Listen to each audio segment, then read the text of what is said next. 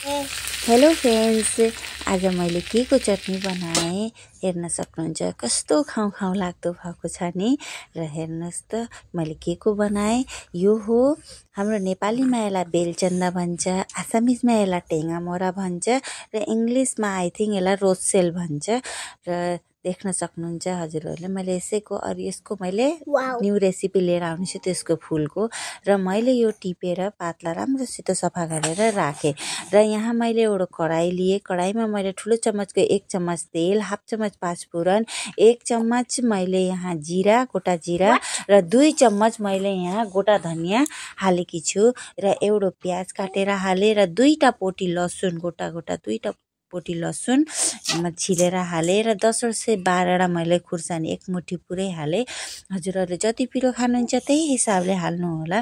र प्याज हल्का गलेपछि यहाँ एउटा टमाटर राम्रोसित काटेर हाल्ने।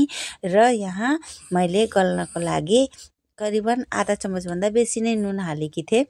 थोरै मैले हिङ पनि हालेकी थिएँ, 2 चुटकी भन्दा बेसी नै हालेकी थिएँ हिङ।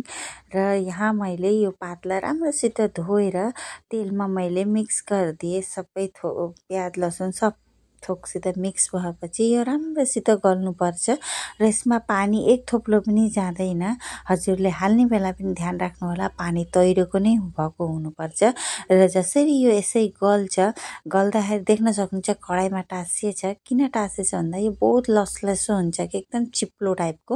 र त्यही भएर यो भाँडामा टाँसिहाल्छ। र ग्यासको फ्लेमलाई लो गरेर नै पकाउनुपर्छ, हाईमा गर्नुभयो भने त डरिहाल्छ। र यहाँ मैले तड्का तयार गर्दैछु तड्का लगाउनुको लागि। र ठुलो चम्मचको 1 चम्मच मैले तेल र यसमा लसुन मोस्ट इम्पोर्टेन्ट हो। मैले 4-5 वटा लसुन र कढीपत्ता, राई हाफ चम्मच र हजुरको कढीपत्ता र एउटा खुर्सानी राम्रोसित यसमा फ्राई गरेर मैले जुन पेस्ट तयार गरेकी थिएँ त्यो पेस्टमा हालेँ। र मैले यहाँ स्वादअनुसारको नमक कम्प्लिट गरेँ, किनकि पहिला हाल्नुपर्ने रहेछ मैले बिर्सिएँ। त्यही भएर मैले हालेँ। र राम्रोसित यो चिजलाई मिक्स गर्नुहोस्, ट्राई गर्नुहोस्। भातसित, रोटीसित, कसैसित पनि खानु हजुरलाई बहुत राम्रो लाग्नेछ। र पसन्द आएमा लाइक, सेयर एन्ड कमेन्ट गर्न नभुल्नुहोस्।